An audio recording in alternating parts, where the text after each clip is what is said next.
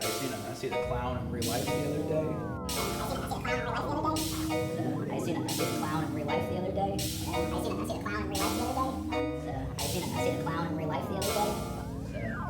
seen a clown in real life the other day.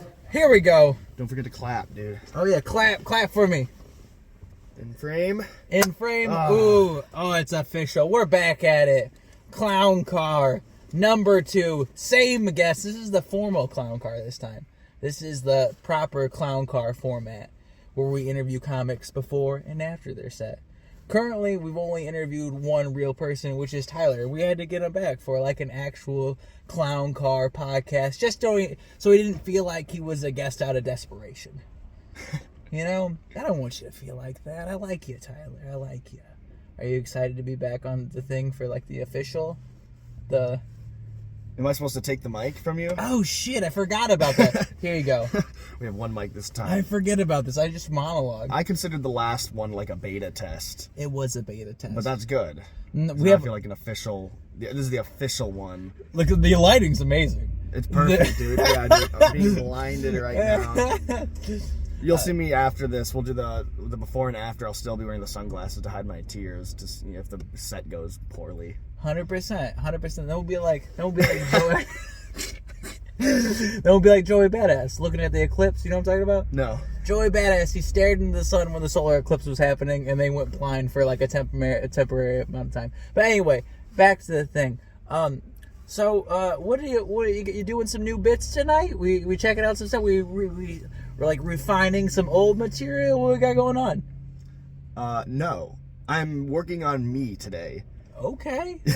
I feel like I don't know, I go through these phases in comedy where like I'll like hit like a wall and just keep doing the same thing every time. And so I have to reinvent myself. That sounds gay and artsy, but that's basically I've just been like, every time I come back to Grand Rapids to do comedy, I get these weird, I don't know if it's the people or the scene or whatever, but like I hate being on stage here sometimes. So I want to like, so people keep telling me that I talk too fast when I'm on stage, so I want to like work on that and shit. I'm trying to work on my stage presence kind of thing, you know what I mean? Mm-hmm. I'm just gonna do some older bits, but we got another show later tonight at a different bar, the Twofer. That one I'll try out some new stuff. That'll be fun, exciting new thoughts in my head that I'm like, this will be funny. Disclaimer: if you want to get Clown Car is a safe space. You can get as gay and artsy as you want. Be as gay and artsy as you want. Be as gay as artsy as you want in Buey Lewis. You know, we're still in the 2010 Buick. We got it revived. It's That's survived. Different. That's a different thing. But no, I definitely understand that. Like, slowing down is a huge thing that I have to figure out when it comes like for each bit. Like if I have a new bit, it takes me a long time to get the cadence down, and there's a certain amount of like nervousness that goes into that. And then I notice with my newer stuff, I'll kill a lot of it because I just get too ahead of myself, or you know, I don't have it down and I rush through it because I'm like, oh, I'm panicking now. This is it. I was looking real good in the beginning. I was real confident with that, and now I don't know how to land the plane. Yeah. So I definitely understand that. With just trying to like, you know, figure out the cadence, get slower, really take your time with it. And I definitely dig, like, getting kind of, not stale, but, like, I don't know, just, no matter what open mic it is, no matter, like, how long you've been doing that, there's a certain amount of nervousness that comes with knowing your peers are going to be around. Yeah, I hate it. You know, I will say, like, what was I gonna say? I don't remember what I was gonna say. You said a lot of things, and I had thoughts about all of them. Mm-hmm. And now I forgot most of them. Mm-hmm. That's what I had to do with like the gay and artsy thing, because you started that. So I was like, all right, I gotta put this back in my pocket. Yeah, immediately got us. If this is monetized, is immediately gonna be yellowed on YouTube. Woo! No, what I was gonna say is, basically, like, when it comes to, like, doing new jokes, I'm horrible at memorizing them. I have horrible memory. I'm very much, like, stick to the script kind of person in terms of the writing, and so I don't bring a notebook on stage with me. I'd be worried that I'd just be staring into the notebook the whole time and not, like, addressing the crowd. But that is a big thing, especially with new bits, is, like, I just want to say it as quickly as possible. It's also a matter of, like, you don't get a lot of time on these things. We're not doing half hours out here. We're doing 5 to 7 minutes, and I've got a lot of things I want to work on. So I'm like subconsciously, I guess, speeding through it as quickly as possible. I had like 3 different people in the last month tell me like, hey man, slow down on stage. And I'm just like, but I want to do all of the new jokes, not just 2 of them, you know? Because I'll write like a minute or 2 longer, you know, bits that are like, you know, and you got to take your time. And, yeah, and also forgetting half of the joke on stage and having to bail. That's the worst. I hate that. Yeah, that sucks. I hate when, like, knowing, like, especially being prepared to do a new joke you're excited about, and then you get halfway through it and they're like, God damn it, I forgot. Again, like I said earlier, like, how to land the plane. But also, damn it, what was the point I was gonna make on that? What were you just saying? Slow down. Memorizing new bits. So structuring your, like, suppose you have a bunch of new bits and you want to do all of them in this small segment of time you have. It's hard because you don't know where those bits are gonna hit. Like, so for me, I like to have a jab bit right in the beginning that's just like immediate, like a quick one, and that's like, all right, so now at least I have you kind of half on my side, so now that I can actually do my new bits, and then like almost have acknowledgement that I'm working on stuff, like with the crowd in that sense. Because if you're just going up there with new stuff, a lot of times you're like, fuck, like, why didn't that hit where it was supposed to? Why didn't it do this? And now the rest of my set, like, you can mess up, like, the steam you have rolling by, like, trying that. So it's like, for that, it's like organizing, like, your new set kind of sucks because, like, a lot of times you don't want to do that jab joke right in the beginning because you've been doing it for however long, but then you're like, okay, well, I need this to make sure that I have enough build up for my other bits so they actually get genuine reaction. I don't immediately lose their respect right at the beginning. Also, another thing is, like, you also just want, like, to have a good show. Like, if people are, like, willing to sit there and listen to you, whether you're getting paid to do it or not, I want people to like the thing. So if I'm doing just new material, I mean, yeah, it's probably all gonna be bad. At the beginning, anyways. It's at least for me, it's rare to have like a new bit that's amazing right away. It's always a process. It's always a process, a long, stupid process. But like Joe Elder told me, he's like, hey man, if you're doing new shit, like maybe like do like a new joke. Or yeah, start with a thing that you know is gonna do well, and then go into a new one, and then go back to an older one that you know is gonna do, you know, like flip-flop kind of thing. You know, sandwich the new ones into an already established set. That way, at the end of the day, it's like, well, I got to try out my new stuff, and they hopefully enjoyed the performance because I did jokes that I know are guaranteed to get laughs, kind of thing. You know, that's important. I think I'm not one of these guys who's like, it's me versus them. You know, I got a little bit of that. I like to fight back, you know, a little bit. But at the end of the day, like, I want to tell jokes, and I want people to like the jokes. I'm horrible about reading the room energy, in terms of like if the crowd doesn't love me, I fall apart. My energy goes down and the set just gets worse. It'll go off, you know, like trail off. So like if it's a big crowd and they're excited, it's like a comedy crowd, I always do really well because I'm in that energy. I'm in that same energy. I'm having fun. They're having fun. But if I start sensing that, like, you know, from like some weird dive bar and there's like 4 people there and none of them are listening and the one that isn't laughing, I'm like, okay, well, I don't want to be here either now. And that just, I wear that, you know, emotion on my sleeve almost to a fault.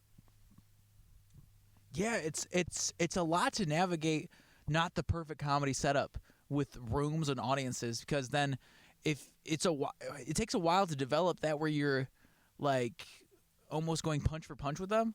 You're like, okay, well, can I prod you here? And then do you like this? And then it's like, oh, you didn't like when I talked about that? Well, can I still run over here? Because you have to maintain that confidence or they lose respect for you, you know? That's a lot of what it is. It's like trying out new material, especially I have some really weird topics I go on. It takes some of those things, it takes a lot of vulnerability to be able to talk about in public, and you're like, fuck, you guys aren't down for this. This sucks. And it's just a lot to like be vulnerable and then also not crumple on stage when that's happening and to maintain your confidence. So it's a lot. Tonight I'm going to be trying some new stuff. I'm going to be trying a lot of new stuff, actually. I'm going to see how it goes. I'm excited. I'm excited just to do it. Hopefully I make it through the bits. That's my biggest fear, is not being able to remember these new bits. But it's going to be good, man. I'm excited. Cool. I got tonight for me anyways is going to be mostly just about feeling. I want to like feel myself in there. I'm trying to get rid of this idea of expectations in my life, just in general life, but also specifically in comedy, of being like, okay, how is this going to go, kind of thing. I don't like that. I want to go into it kind of blind, and also just like not caring, not caring in a bad way, like I don't give a shit if they like me, but like not caring that they're not, does that make sense? Yeah, I'm just like, no expectations. Let's just go in there, enjoy myself, be in a good mood, and then that energy will ideally rub off on the audience when I'm on stage. So I'm gonna be doing older jokes, but just really mainly focusing on just like having a good time and trying to just have a good energy, I guess, And then at the next show I'll try out some new stuff that I've been working on for a while. Fuck yeah. Well, we're going to do the thing, and then we're going to, come back together and see if we, ate a bunch of dicks. Let's find out. Hey, clown car. Now I hope that continues recording. That's what I'm Hey, and do the clap. We'll check the levels first. Oh, I already we're did that solid. when you got in there. Clap master Tyler Caldwell, as people like to call him, back in the Buick. This is post set now. You've seen us preset. Tyler, how you feeling? Preset, pre-com. All right. We'll just have the run. All right. First set. I did not like it. Okay. Not because of me. I thought those jokes are fine. Those are jokes that they're tried and true, tested, But that crowd felt like they were all on, like, not even, like, good drugs, like the sad ones, you know what I mean? They were old. Yeah. Even the host was, like, phoning it in, as, it was wild. Mm-hmm. I haven't been there in at least a year. Mm-hmm. So I just didn't like that room, and I hate to be like, it's the crowd's fault. I'm good, but sometimes it's like, I know this would have been okay, But and then this set, all new material, went very well. Very well. I don't say that lightly. I'm very hard on myself, but that was a very good set. I'm definitely gonna take those jokes. I recorded the set, so I'll definitely take those jokes and be like, all right, let's make them even better now. Mm-hmm. Yeah. You did great too, by the way. I'm sure you have some words about your own, but I'll just say right at the bat, both shows you seem like you nailed it. Now you can have the microphone. Yeah, for the video portion of this, I apparently only brought one microphone, so now unprofessional bullshit. We're sharing the spotlight, which is bullshit. I'd like to say. I usually like to fight over it. Yeah, it's funny too. I opened the first show. Oh, sorry. I opened the first show, and you closed it. You headlined it essentially, and then this one, I literally followed you. So like, it's almost like you're opening for me. All right, Tyler. Don't get too ahead of you. You know what, Tyler? I'm good at comedy. I would gladly open for you. Oh. Okay, all right. Thanks, I would man. gladly. All right. If I had a show. Oh, you're gonna get there. We're gonna get there. I really enjoyed. Last crowd was obviously just like it was a Sunday crowd after St. Patrick's Day, Yeah. so it was definitely. Bleh, and they're all older. But I thought you did a really good job opening up the show, especially because the beginning wasn't really a warm-up, host set, Mm-hmm. Really, so I think you did a really good job of opening that shit up and seeming confident on stage, even though they were kind of like, blah. I was fucking hyped to be able to do as much time as I wanted to. Yeah. That was the shit. I got to do a 20 minutes when I thought I was going to be able to do 7, and I got to do all of my new material, which is nice, because usually when you leave an open mic and you're like, God damn it, I have all this new material and I want to do all of it in its entirety, but then I got nervous halfway through because I seen the light, and then I lost confidence through this bits, and then I didn't fucking end it with the big finish.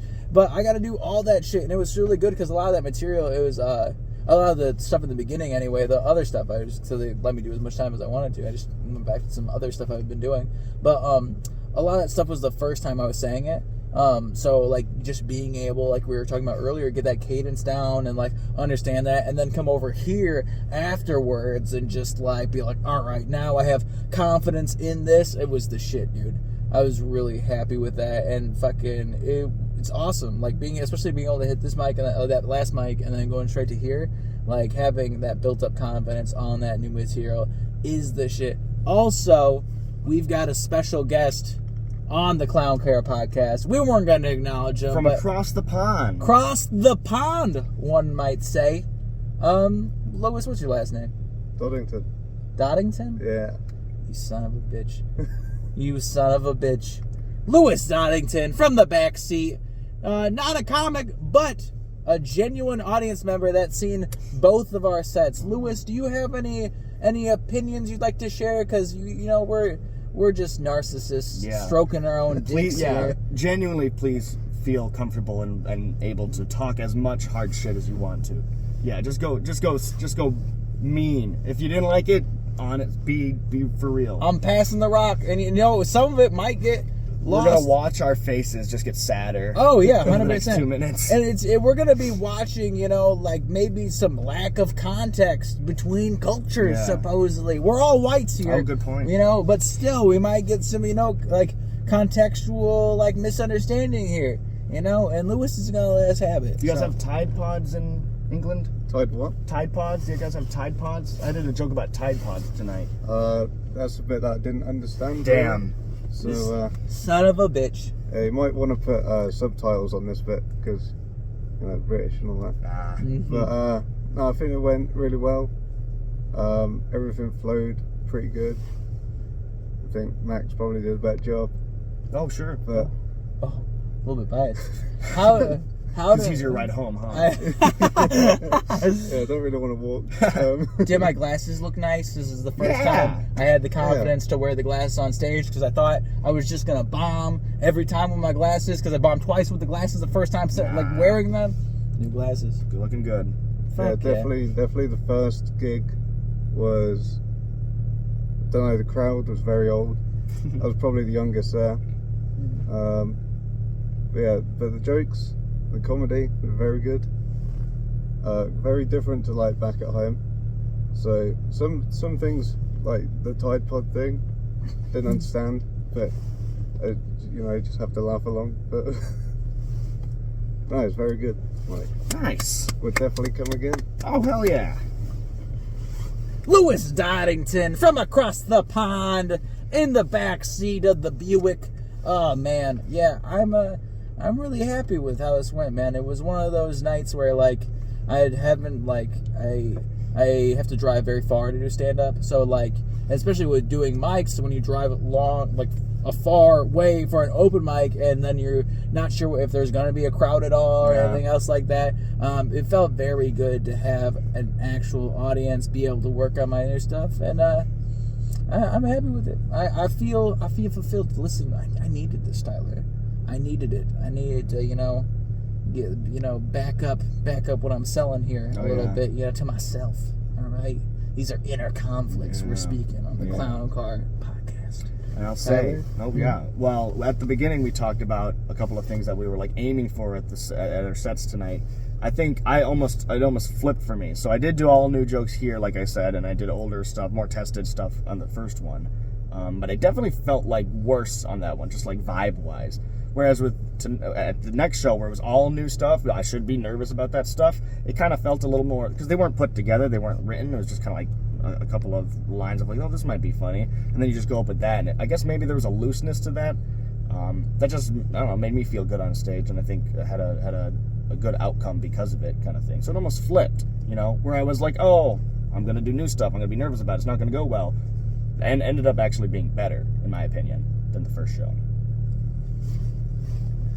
Fuck yeah, I definitely especially just like because I only watched you a little bit like when you first went up, but again, like I every time you go up, this is something I noticed a couple months ago. I thought you have a really good stage presence, like confidence. You have very good stage confidence in that sense of like, I'm not like, oh, this guy's gonna shrivel up halfway through this big or anything. I definitely am internally most of the time. Mm-hmm, but yeah, you kill that shit, man. And then seeing that like transfer over to the next set like was really cool. Yeah. I love seeing that shit, man. I love seeing the homies, get a blossom. I want to see your boys succeed. Oh, 100%, man. 100%. I'll buy a t-shirt. If you got a t-shirt, I'll buy it just because I want, I want to support. We have no t-shirts yet. Not yet. We have no t-shirts. Actually, damn it, I was going to wear Some merch? You got some merch? Okay, Tiny? so I have one piece of merch that's I've only given to 3 people because it was an inside joke.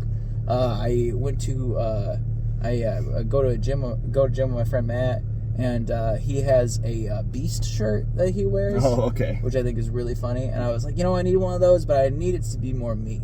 So in very bold letters it says Beast, Beast, Beast, Beast, and then very tiny letters it says Reality. That's funny. That's good. It's so good. It's the shit. So I got that. I got some magnets and stuff like that. Yeah. So we're getting there. We got any merch? Your by any like aspirations? Like any merch? To have merch? Yeah. Well, I mean, at some point or another, if you start like touring, you need to make some side change. Like that'd be cool. But like, what am I gonna fucking bring my beer can cozies to the open mic, man? Fucking no. You know what? I'll say yes. I'll do merch one day at some point. If they're like, hey, that joke's funny, because a lot of people just do their merch will just be like a line or something that was talked about in one of their popular jokes. So it's almost like, yeah, you're not a real fan. You don't get this reference on my T-shirt kind of thing. And that's cool too, I feel like you shouldn't have to be a comic just to have merch. That's a I good feel point. like I want more regular people to have their own merch. Like, hopefully this podcast doesn't air before I get to do this. I might just cut this out, and this might be... I'm doing a prank. Actually... By the way, that concept of normal people having merch, you're doing a bit right now. That's a bit. Write that down. That is a bit. Okay. Normal people... thankfully, I don't have to write it down because Clown Car Podcast, No. everything's recorded. Our life's online for everyone. But, I'm doing a guy that owns my gym, I've kind of became friends with him. We're on Facebook. He posted a very funny picture of him holding up 2 golden doodles, like a grown man. He's like, it's hilarious. He's such a nice guy, so amazing. And then I was like, dude, it'd be really funny if we just randomly started taking pictures of this guy and sticking it all around the gym. Oh, of the guy who runs it? Oh, yeah. So we did. Nice. And so we've been sneakily putting, like me and my friend, we've been sneakily putting little golden doodle pictures with this guy all over the gym, but he's freaked the fuck out. Uh-oh. He does. And we're like friends with him, but from afar. Like Sure. we're just starting to get to know each other as people. And so we're going to make a really big window cleaning, and that's going to be the big finale, and we're going to throw it up in the giant window at the gym. Like a big one? Yes. Ooh. Right? That's exciting. It's harassment is what it is. Hey. But it's fun. It's a fun, weird prank. I don't get to do those often. What I really wanted to do, though, because it's a 24-hour gym, is when it turns, like when we're going to put that up, because we're going to put it up at like 1 a.m. We're going to go do it in GIMP costumes. He'll love it. Oh, I think he'll love it. He will be absolutely mortified. He is like a family man, very nice guy. Sure. It's great. But we got off the tracks on the Clowncore podcast. We said we were gonna. That's what it is. We said we were gonna It be is what more. it is. Listen, You gotta get that horn, man. dude, I am so fucking excited for the Clowncore horn. But also, we got like posters, a thumbnail. What do we know what the podcast thing is called? When you have a picture for your podcast, Like on the video, a flyer. That's a the poster? cover, the album cover. The album cover of the podcast. We've got an awesome ass podcast cover coming from my boy Nick Daly. I love him so much. We both got jackets that we've owned since we were in 8th grade. It's a really weird thing to come together about, but it's very odd. Very excited to have Nick Daly make that huge shout out to him. And yeah, tonight was successful. I was super impressed with your set. I Thanks, love man. I love your shit. Anything you want to conclude with the Clown Car?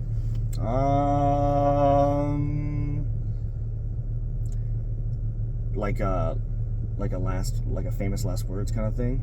Yeah, you could do we were doing the joke, but you already had one. Do you have any other bad what's your favorite street joke? Oh, did you want to do your thing? I'll do that. Yeah. Okay. All right. I fucked it up. Yeah, I have a street joke. I wrote a street joke. That's exciting, right? It goes, hold on. Okay. What do you call? Oh, hold on. I got it. What do you call jailbait at a punk rock show? Minor threat. And then cut. And then just cut. No, keep all this now. That was amazing. Tyler Caldwell, not only our first guest, our But second your last, guest. second guest. Second guest, including with special guest Lewis Doddington. Lewis, do you have any parting words for the Clown Car podcast? Maybe a street joke? Do you have a street joke? Ooh, let's do street jokes. Make that a thing. Might have a little one. You got a little one? Yeah. There you go. Ah, here we go. Make sure it's nothing, you know. I don't want to get canceled in the second episode of the Clown Car podcast, Lewis. 10 seconds into it, I said, art is gay. Oh, yeah, that was great. Hey, Lewis Doddington, everybody. Street joke. So it's a classic British joke. How do you confuse an Irishman? How? Put him in a circular room and tell him to find the corner. Damn it, I wish I got that joke. Oh, those bastards. Those bastards. Goddamn British. Yeah, damn it. That's You one for suck. one now. You don't understand Tide Pods? I don't know why you hate the Irish. They seem lovely. Man, and this is just another lesson. This is a lesson in comedy. I went to the goddamn Dominican Republic, and I realized this 7 years of comedy and communication and networking and all of that stuff does not mean shit where people can't understand you. And it's also very humbling because I was like, oh, this doesn't mean shit. Yeah. I can't sell my wares here. You never know. We're gonna try. We're gonna try. You look at the numbers at the end of the video. You can see like your statistics, like who's watching from where. Maybe you have some Zimbabwe fans or something. Let's hope so. Yeah. Well, Mr. Worldwide. until next time. Do we have? Clowning off. Wait. Well, yeah. I was trying to find something for the audience members. Clowny. We can do like the Squidbillies, the clowny freaks. Clowny freaks. Clowny freaks. We're gonna get a good name for the Clown Car audience members. Maybe we're gonna get. That would be hilarious if we just got like an ICP persona, and then people started.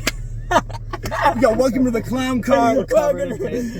Magnets, how do they work? That shit would be great. Oh man, I forgot about that. Have you heard my bit about that? The ICP Tesla. No. Yes, I have. That's a real story, bro. That shit's crazy. But anyway, Clown Car, we gotta get out of here. Again, thank you, Tyler Caldwell, fuck Tim Allen, and and thank Fuck you, Tim Allen. Lewis Doddington. So happy we got a little bit of culture. Glad to be here. A little bit of culture. Maybe next time, won't be, I don't know. We'll get there. We're gonna end on that comment. Thank you so much, guys. See you later.